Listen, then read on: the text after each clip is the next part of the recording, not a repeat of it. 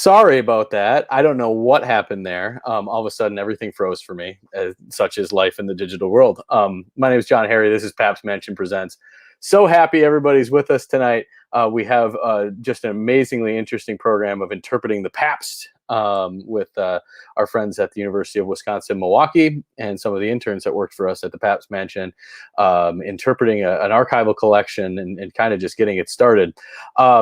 I just wanted to also talk about, real quick before we get in, and while people are getting comfy, something that's coming up in a few weeks, which is that we have a presentation. Well, actually, it's in a couple months, looking at the schedule, month and a half or so.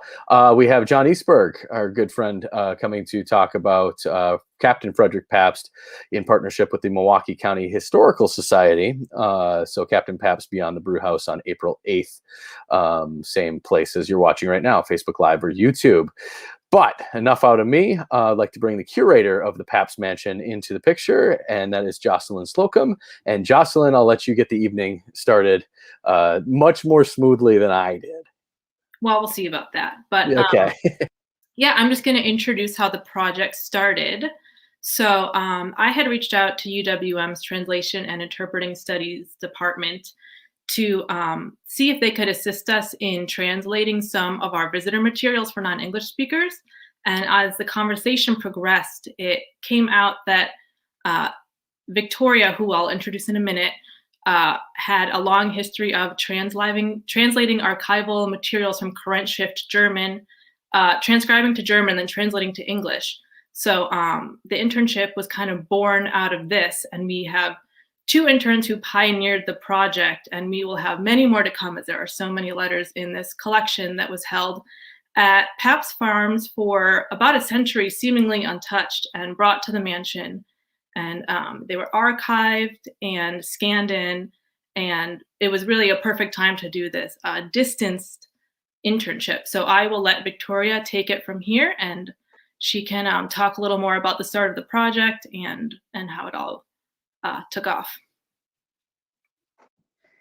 Thanks, Jocelyn. I'm Victoria Bilic, Associate Professor of Translation and Interpreting Studies at UWM, where we have a graduate program in Translation and Interpreting for French, German, Russian, and Spanish. And I teach in the German to English track. In my research for the past 12 years, I have focused on transcribing historical letters and translating them. And this involves transcribing from Kurrentschrift and Sütterlin, which is Old German handwriting. And most of my projects have been related to German immigration to the US. And of course, Milwaukee is the perfect place for this type of research. From my experience over the past decade, I can say that this goes well beyond what is the typical translation assignment, since the translator first has to create the source text. So the historical translation process involves multiple steps, from creating a digital archive, scanning the letters, to transcribing the letters from Kurrentschrift and Sütterlin, to research text analysis, and choosing an adequate translation strategy. And I would say that the actual translation process, so translating then from German to English, accounts for maybe about 30% of this process. We started this project with Pabst Mansion last summer with our very first 2 graduate student internships, and we have material for at least a dozen more internships because there are 350 letters or more total, and we started with the first 50 pages. We were lucky that Jocelyn had already scanned the letters for us and archived them for us, and then this was an 8-week summer internship, and I created this as an online course for my German-English translation students, Marisa and Nastassja, and they will now describe their internship experience and what it was like for them to work on a historical translation project. I'll go ahead and jump in. My name is Nastassja Myer, and I've been a master's student with the UWM Translation Interpreting master's program for about 4 years as a part-time student. And I got my degree in German from UC Santa Cruz, and I really wanted to use German in a very practical and professional context. And so the UWM program was perfect because it's a professional track program for becoming a translator. And I've always been very interested in history and genealogy and just historical documents, local history. So this internship was just the perfect one. I couldn't have asked for a better internship, German and history and old documents. So that's a little bit about me. Hi, everybody. My name is Marisa Irwin. I am a Milwaukee native. I actually went to the Milwaukee German Immersion School. So I have been speaking and learning German since age 3, which has definitely influenced my master's degree and my career choice. I grew up surrounded by German, and then during my undergraduate studies, I also started learning Russian. And so I wanted to find a career that I could use the languages that I had been that I had spent most of my life learning in a way that wasn't just teaching or a party trick that I could pull out or something where I go travel and I can say a few phrases. So I started at UWM around the same time as Stasi, and I just graduated in December with my master's in translation. And I majored in history at Madison for my undergrad. So when I heard about this project, I had never really thought about historical translation before. But when I was able to use my historical background as well as learn something more about the city where I grew up in, I was really excited to start working on this project as well. So before we get into the specifics of what this project entailed, we wanted to just provide a brief overview of some of the specific challenges to historical translation. Unlike other translation styles, every specialization does have its own challenges, but with historical, you're not only dealing with challenges in the document itself, but the document is its own challenge. So Kurrentschrift, which Victoria had alluded to previously, is a handwriting style that we'll discuss in a little bit more detail after this. But that's your main hurdle. This is a style that is not used or even understood by Germans today. And then on top of it, so once you learn this old handwriting, every single person has their own individual handwriting style. So you have to also learn each person's handwriting style. Their letter A might not look like the stereotypical letter A. So it takes a while where you almost have to read into each letter. The language itself is pretty challenging. These letters were written between 1850 and 1870. So the language they used is antiquated by today's standards. So a lot of times we were faced with words that we weren't sure if it was just an older word we weren't familiar with, or if it was a mixture of this German English that we saw as we translated more and more of these letters. This immigrant language that formed in Milwaukee is a really unique and interesting aspect of the letters. And it was a challenge in and of itself to try to portray this mixture of German and English in our translations. It's also a personal text type. And what I mean by that is it's a document that was never meant for the wider public. It's this elliptical style of writing. So what that means in a sense is if I'm writing a letter to my brother about our cousin, Lucy, I'm not going to say in my letter, you know, our cousin Lucy did this the other day. I'm just going to simply say Lucy said this or Lucy did that. So when you're a person who's reading this over 100 years later, you have to try to piece together who each of these people are without any context or clues in the letters as to who these people are. And finally, for this specific type of translation, historical knowledge is critical in order to understand the context of when these people were writing, why they were writing, and some of the events that they're referring to. So I'm just going to give a little summary of Kurrentschrift. And you might think that a handwriting style is not going to be that difficult. Maybe it'll be a little bit hard to read if somebody has messy handwriting. But this type of handwriting, this penmanship, actually has a very long history, and it is quite different from what we know as Roman handwriting or Roman script. So German Kurrent is a type of penmanship that is actually developed from medieval cursive. And it did get replaced by a slightly simplified version in the early 20th century called Sütterlin. But even then, it actually didn't last too much longer than that in schools. Kurrentsch stopped being taught in schools, in grade school, around the early 1940s. And now, essentially, the only people who can read it are people who study it or people who learned it in school. And the people who learned it in school at this point, that would be the 1920s or the 1930s. So there really aren't a lot of people left who know this from their childhood. So as history keeps going on, it's starting to become a little bit separated from the present. And now even native German speakers, for the most part, can't decipher a lot of this handwriting. And it's very non-intuitive. So what do I mean by is it non-intuitive? It's, you have this example on the far left here of that first letter is a lowercase e. Now, anybody looking at that lowercase e is probably going to say, oh, that's an R. But it's not. You look at the R and it's slightly different. But, you wouldn't necessarily intuitively decide that that's an E. On the second example here, we have S, F, and H. And you can see they all have this similar form to them, this sort of dash. And if you were to just look at this image, you might say, well, they're a little bit different, but this is a stylized and idealized form of these letters. So if you actually saw this in somebody's handwriting, you may not be able to tell if it's an F or an S or an H. We also have a kind of a similarity here with B, C, and L, the capital letters.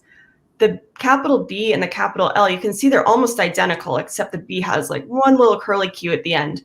And so you will sometimes get a word where you might have to swap in various options before you can figure out what exactly it's saying. My favorite one is the capital O and capital S. And this is just because the capital S, it really does, especially in penmanship, in the handwriting in these letters, it really does look like a capital O. And it's not something you would intuitively know just by looking at it. So for an example of Kurrent in action, you can see this word down here, Benachrichtung. And you may notice here that there's sort of this zigzag effect that happens in these words so that you really have to parse out each individual letter, especially if it's a little bit hastily written or maybe a little bit messy or the person was writing with a dull pencil. And it can be quite challenging sometimes to be able to see that. Okay, so you're probably asking yourself right now, so when are we finally getting to the translation? As you've probably figured out by now, translation is a very small step in the grand scheme of things. So before we could even start translating, we still needed to do one more very important step in order to ensure that we had accurate translations. So once we were done with our transcription, we could at least read the letter in modern day German. And then we needed to do a textual analysis. So we used historian Stephen Stowe's Making Sense of Letters and Diaries as a guide. And for each of the letters in our collection, we went through and did an in-depth analysis. And we asked ourselves 4 questions and went through and parsed the information out from them. So the first thing we had to ask ourselves was, what are the characteristics of personal texts? What I mean by this is, what kind of paper did they use? What was the handwriting like? Was it hurried? Was it really spaced out? What did they do with space? Did they leave a lot of space on the margins of letters? Did they try to cram a lot of words in together? This can tell us a lot about the person, both their socioeconomic status. If you were from a wealthy family, you probably had enough money to buy ample paper, so you weren't trying to conserve space. If you wrote this in the middle of the night and it was urgent, the handwriting is probably going to be a lot messier than somebody who is writing to somebody perhaps of a higher social status than them, and they want to make sure that they're making a really good impression, so they have their handwriting perfect. Then we also need to ask ourselves who the characters are and what the plot of the letter is. So we need to know, is this a business letter? Is this a correspondence between friends? Is this family members? And that will also help us then figure out who these characters are. So you almost have to think of it like a cast of characters. You need to piece together who's the person writing, who are they talking about, who are they referencing in the letters, who is the recipient. And this can help us build an idea of what their social circle was like, what was important to them at the time of these letters, and just the overall sense of the space and the time. We also want to see how the writer portrays events, relationships in themselves. No two people are ever going to describe an event in the same way. So having these letters and having their personal opinions that were not meant for anyone other than the recipient can show us a lot about how that person viewed events occurring around them at the time, what they thought of other people. We can read between the lines and start to really understand what the tone should be in the translations that we're doing. So, for example, one of my letters was between two sister-in-laws who had a kind of a tense relationship. It was a lot more formal than what one would have expected between family members. So starting to parse out those little details is what takes your translation from just something that anybody could do to something that is really actually useful for historians and the general public. It allows us to really see the true nature of a person, even from the 1850s. And then finally, we want to see what the literary conventions are that the writer does and does not use. Part of the appeal to looking at these historical letters in the modern day sense is to see how the author played with the conventions of the time and what were some of the rote phrases, for example. Did everyone say Happy New Year in the same way? Was there a common farewell or greeting? Getting the sense of the time is really important in understanding not only what these letters are saying for that specific thing, but actually seeing the broader picture and starting to see how, for example, German immigrants, how America and the English that was surrounding them started to influence the language that they used even amongst themselves. So finally, we are to the translation portion. And there's this common misconception that translation is a pretty straightforward equivalency between two texts, that you can sort of plug in anything to Google Translate and you get the same thing out, except that it's in another language. But the thing is, just as there are many ways you can write and many ways you can express a concept, there are also many ways that you can translate something. And when you're translating, right before you start putting pen to paper, you have to answer a couple questions at least, which is, who is this translation for and what will it communicate?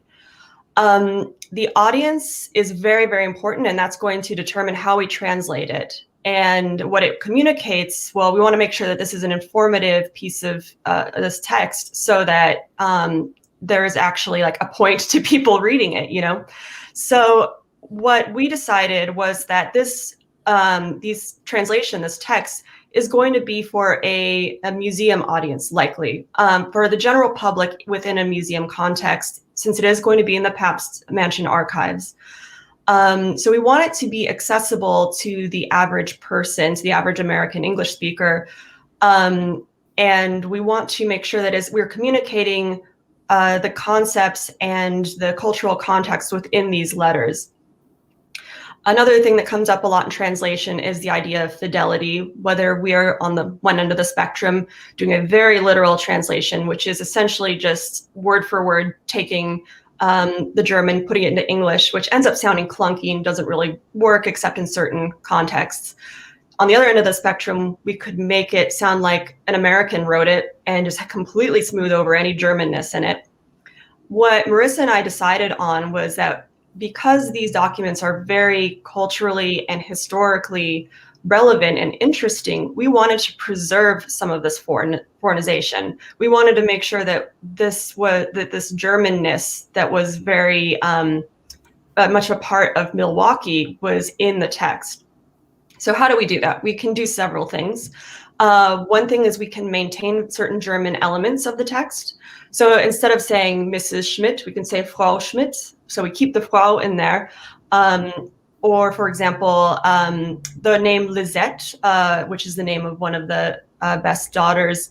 A lot of times as she was a child, her name was changed, or it was given the diminutive Chen at the end. So Lisettechen. we would put that instead of saying little Lizette or something like that. Another way we can preserve the foreignness of the text is to add footnotes. So with these letters, there's a lot of reading between the lines. There's a lot of little interesting things that you wouldn't necessarily understand what they mean just by reading them. It could be something that is unique to the 1850s. It could be something that's unique to German culture that an American would not necessarily know. So instead of just sort of smoothing over that and changing it a little bit, we decided we would put in footnotes and just little explanations to make sure that we're conveying what these things mean instead of just sort of brushing them under the rug. And one last thing we can do is preserve some of the idiosyncrasies of these writers, because foreignization isn't just about capturing a foreign culture or foreign language. It's also about capturing what the person's voice is like. Everybody has a unique way of writing and of talking, and that could be expressed, for example, in some of these letters, there were people who use certain phrases over and over again, or they would use punctuation in a unique way, or just things like that, where it's just something unique to them. And instead of like fixing that, we decided we wanted to keep that within reason, so it's still readable, and make sure that these people's voices from the 1850s are still coming through even today in the 21st century. And then the very last thing, which is very useful in all translation, but especially in historical translation, is the use of contemporary parallel texts. A parallel text is a document that is very much similar in topic or in subject as the text that we're working with. So for example, one thing that I did when I was translating, I wanted to use as reference other documents from the 1850s. So I found there's many databases online of Civil War documents. And there are also many books written about Germans who were writing back home to Germany from America in the 1850s, 1860s. So instead of translating into modern American 21st century English, I wanted to kind of maybe dig in a little bit into 1850s English and be able to express it in a way that brings you back into that time period as opposed to pulling it forward into the 21st century. So we wanted to provide a few examples just to give you an idea of this translation strategy in action. So at the bottom here, you can see this is a screenshot from the scan of the actual letter of the text on my left here. This was written between the two sister-in-laws, Marie Ann Muth Best, who was the wife of Philip Best, was receiving a letter from her sister-in-law, Margareta Best, who lived in Chicago. So when it was transcribed, the original text was: Sie werden denken, nun endlich kommt wieder einmal ein Brief. Aber liebe Schwägerin, ich hätte schon lange gerne geschrieben, wenn ich nicht schon so lange Zeit unfähig gewesen wäre, etwas zu tun. Und letzte Woche war ich leider ganz im Bette gelegen. Jetzt ist es mir aber wieder besser, wann ich nur auch jetzt gesund bleibe. And then my translation was: Madam, you will think, well, finally, a letter arrives once more. But dear sister-in-law, for so long now, I would have liked to have written, had I not been incapable of doing anything for so long. And unfortunately, I lay in bed the whole of last week. I am now feeling better, though, if I can just stay healthy now. So as you can see, there are quite a few commas here instead of periods. So that's going back to what Stassi had mentioned, where we tried to keep some of the idiosyncrasies of the individual authors. So this sister-in-law was, there was some tension between her and Marie. And I think she was almost trying to make up for the fact that she hadn't written for so long. So she was just trying to put anything down that she could think of. So that's why I kept all of the commas to kind of make it seem almost as if it was a run-on sentence. The other tricky things from this particular passage were the non-standardized spelling from a contemporary standpoint. So German didn't actually have a standardized orthography until the early 20th century when Duden published his dictionary. So throughout all of the letters, that was another hurdle that we had to overcome in terms of deciphering what the word was supposed to be, even with this non-standardized spelling. So a few examples: leider spelled with a T instead of the D, einmal with that extra H in there. There are a few other examples too. If you are familiar with German, you can find them in that. And then the other thing that I really wanted to find a solution for was this formal you. So in German, there are two different ways to say you, the second person. There's an informal and there's a formal.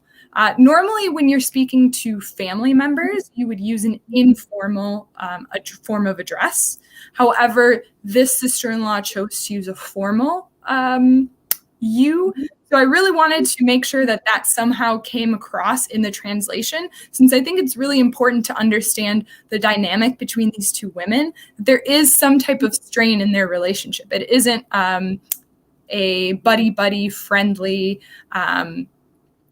relationship that you would have expected between family members. So my solution was to use madam to try to get this formality across. It wouldn't be something you would necessarily expect within a letter between family members. So I used that throughout all of my letters where I had this difference of the formal you versus the informal.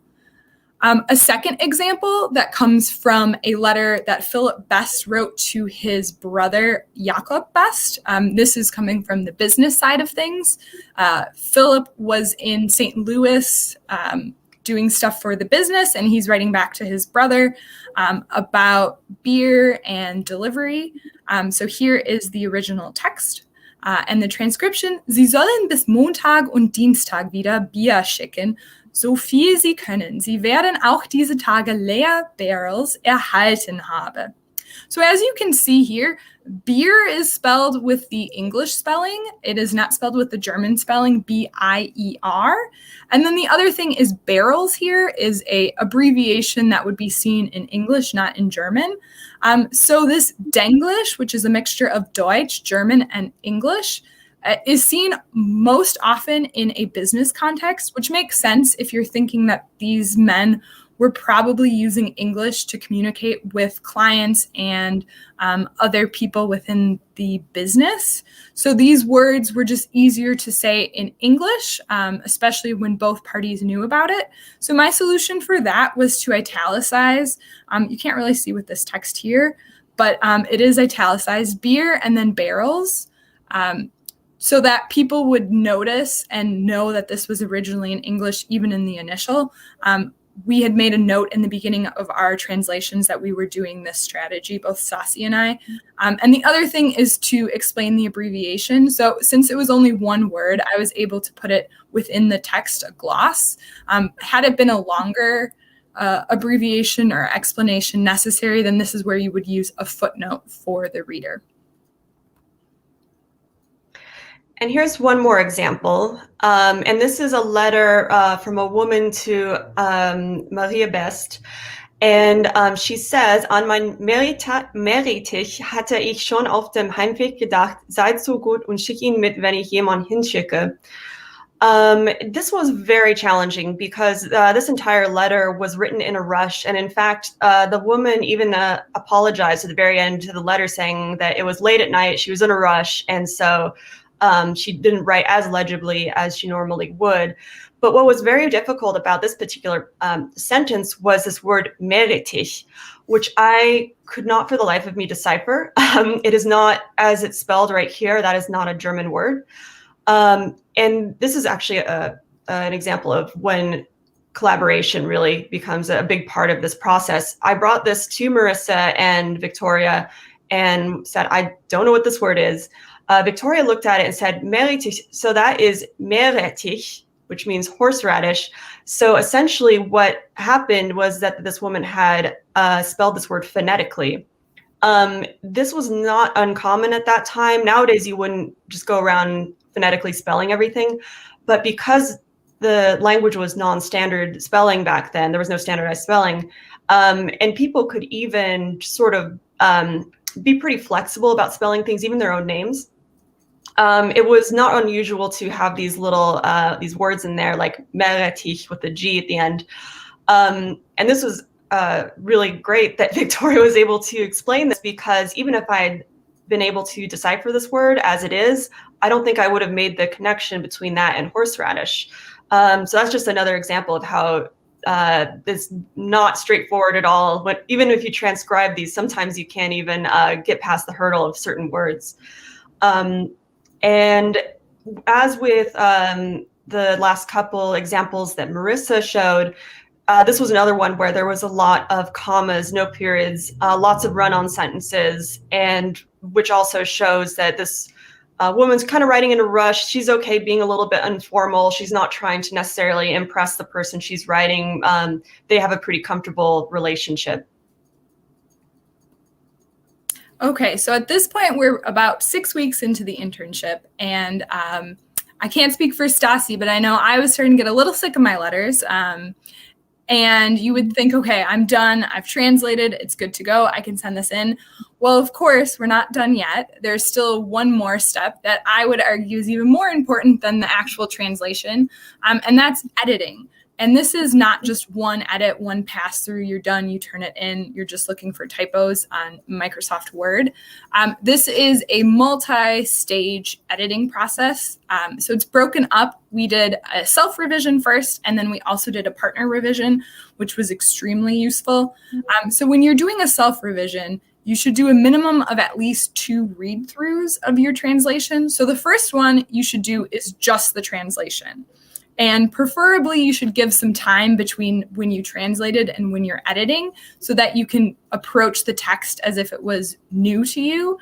Since a lot of times when we're writing, we tend to create connections in our head and not always spell that out in writing for somebody who's not familiar with it.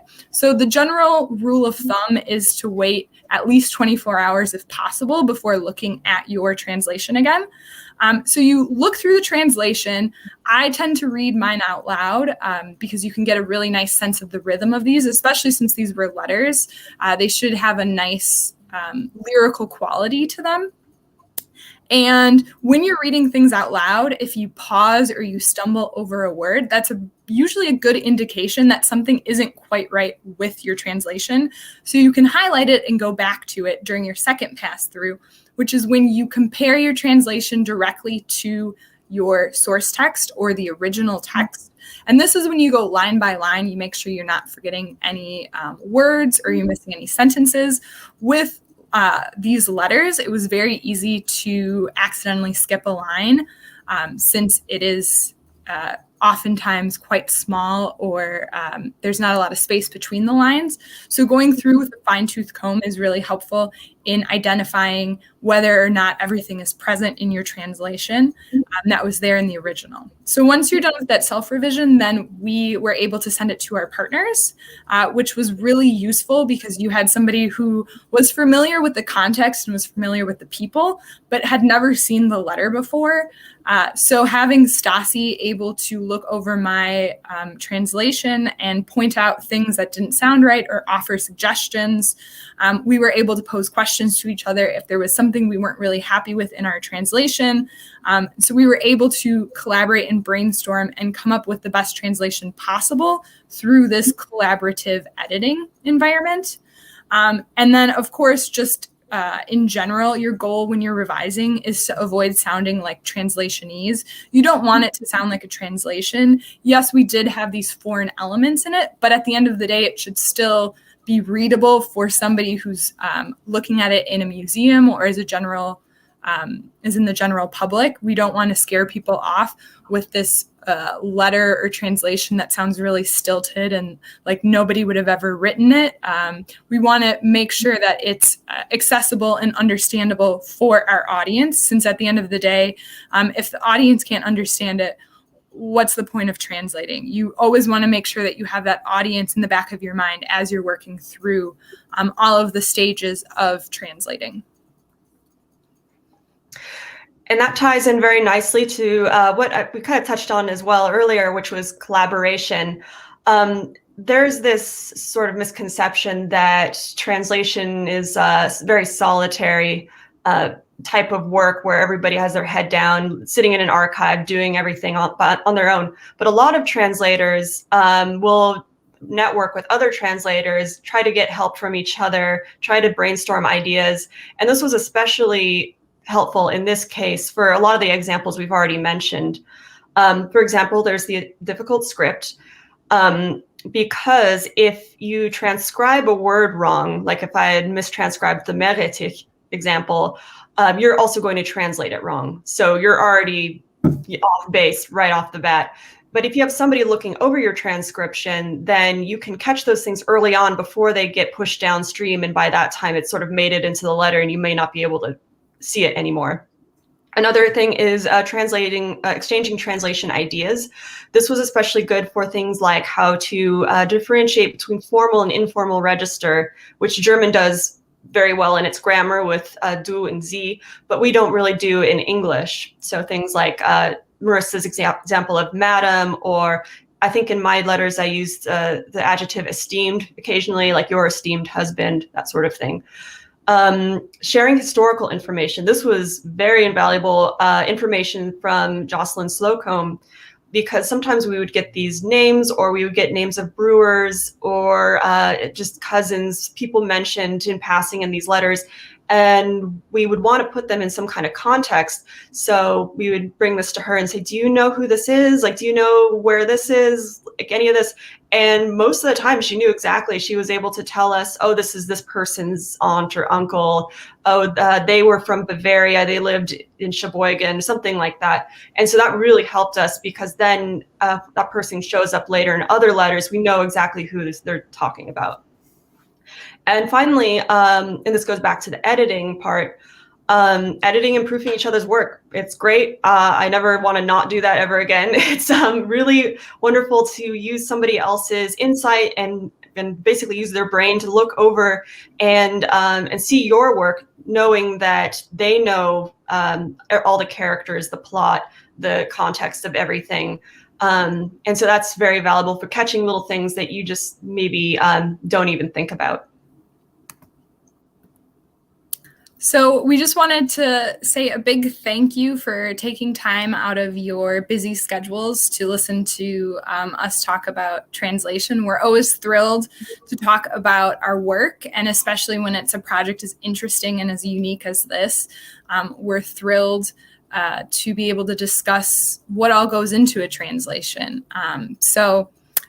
Thank you again for tuning in, and we'd be happy to take any questions either now or if you have something offline.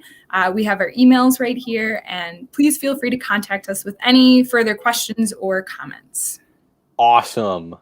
Just incredibly interesting. I'm just going to bring everybody back into the picture here, Victoria and Jocelyn as well. Thank you first for doing all this work. Just incredible.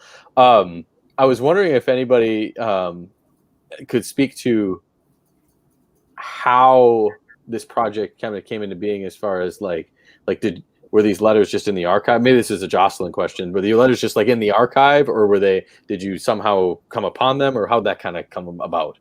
Yeah, so they actually came to the collection came to the mansion in 2005. It was donated from Pabst Farms. But I did not archive it until 2018. So actually I was able to fully process it and then even digitize it for them to be able to do this project. So the timing was pretty incredible, because it takes quite a long time to do all those steps. So in March 2020, when this started, it was complete and I was ready to pass it all over. And I'm frozen again, because that's the night we're having here. I'll get Jocelyn off the screen in just a second, I swear. Oh boy, maybe not. Jocelyn, hold tight. Okay. Oh, it's not letting me do it.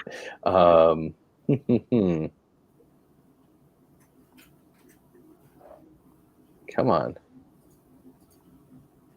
Okay, just hold tight a second.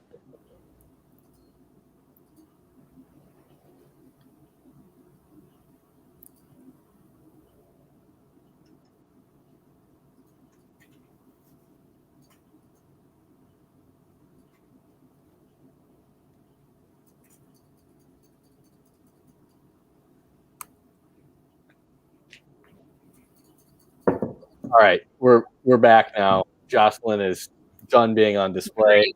Yeah. Sorry about that. I don't know what happened there. All right. Let's see here. One question I had while you were talking too is did you find any, like, I don't know, I'm not sure the exact word, but like juicy stories, like Downton Abbey type stuff that would have happened at the Pabst Mansion. I don't know. I can't speak for like really juicy, but at least interesting. So I had mainly the letters were either between the sister-in-laws or family. The brothers, there was a little bit of an insinuation about Albert Blatz, so Blatz beer. Sure. They talked about how they were excited that Blatz had closed his saloon in St. Louis. He basically had to, call it quits. And then he had recommended this person come up to try the beer in Milwaukee from the Best, at the time, Best Brewing. And they were like, well, we don't know if we can trust him, because Blatz is the one who said he should come over. So it was just really interesting to see that although all of these families were friends, there was still, some competition amongst the brewers and some gloating when one of the other brewers didn't necessarily perform as well as they wanted to. Sure. Yeah, that's super interesting, and it's exciting to kind of put those stories together. With Jocelyn too, as far as the work going on with the mansion, it adds a whole nother dimension to the beer story of Milwaukee and the world, for that matter. I'm just looking through. We have some really good questions. As Victoria said, they've only just started this project, so there are so many more letters to go through. So we really don't know what we're going to find yet.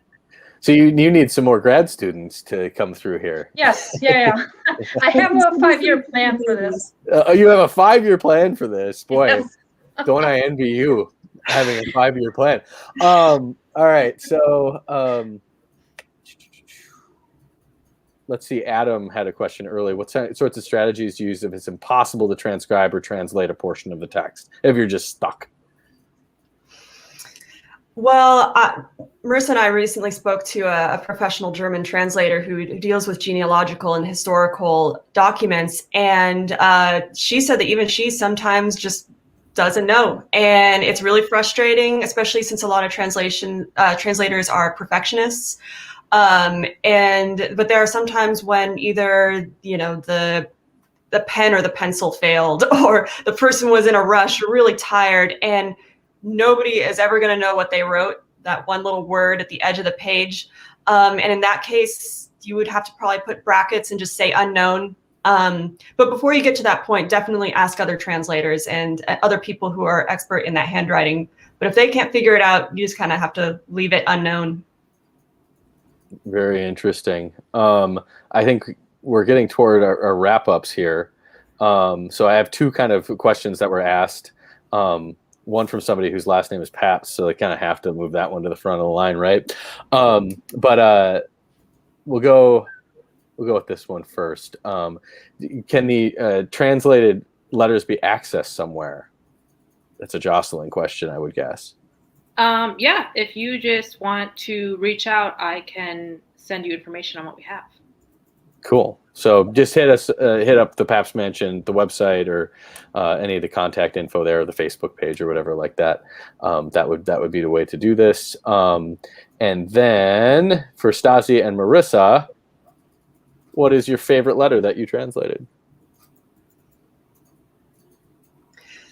There was one letter that was a family friend writing to Maria and Philip, and it was very long and very wordy and not a lot of punctuation. You could tell that this woman was very exuberant. You could tell her personality through this writing, where it kind of reminded me of nowadays when we would talk on the phone with a relative. This would be a relative who's like, you can't get them off the phone, they just want to tell you everything. They're so excited about this and that and telling you all about the things in the hometown.